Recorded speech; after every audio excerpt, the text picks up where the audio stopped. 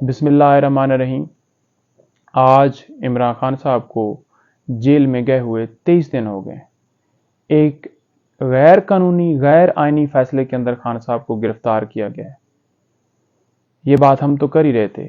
Supreme court और high court के जजेस ने ये वाज़ेह तौर पर रिमार्क्स दिए हैं कि वाकई फैसले के अंदर गलतियां हैं और उजलत से दिया गया है फैसला।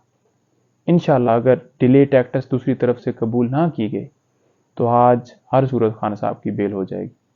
दूसरी तरफ क्वेटा के अंदर थाना बिजली रोड, वहां पर एक खान साहब के ऊपर झूठा मुकदमा बनाया गया था।